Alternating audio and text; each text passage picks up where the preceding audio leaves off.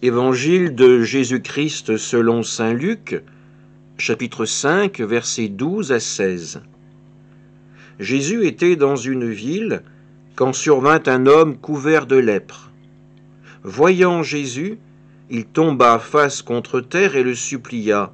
« Seigneur, si tu le veux, tu peux me purifier. » Jésus étendit la main et le toucha en disant « Je le veux, sois purifié. » À l'instant même, la lèpre le quitta. Alors Jésus lui ordonna de ne le dire à personne.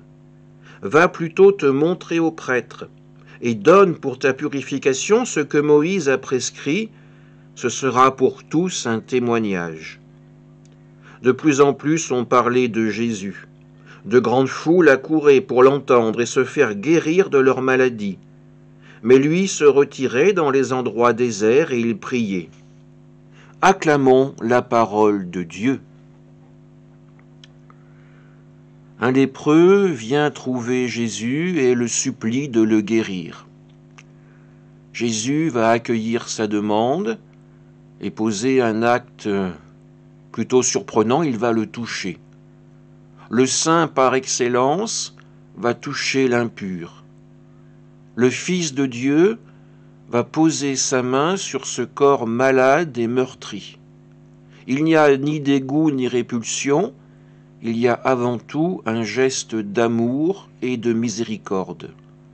La volonté de Dieu de réintégrer son enfant dans le monde, de lui permettre de vivre à nouveau. Ce corps meurtri, ce corps détruit, va pouvoir renaître pour participer à une vie pleine et entière d'enfants de Dieu. Nos corps ne sont peut-être pas touchés par la lèpre physique, mais il y a une autre lèpre qui nous guette, c'est celle du péché. Celle qui, petit à petit, vient scléroser notre cœur et pire encore notre âme. Celle qui nous coupe des hommes et celle qui nous coupe également de Dieu. Et cette lèpre, c'est notre choix. C'est nous qui décidons volontairement de tourner le dos à Dieu, de tourner le dos aux hommes. Alors en ce début d'année, ne soyons pas aveugles face à la main tendue par Jésus.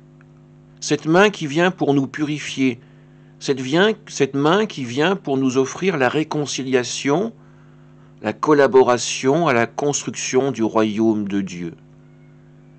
Que notre prière soit suffisamment forte, suffisamment pure, pour nous permettre d'accueillir le Fils de Dieu dans notre vie. Amen.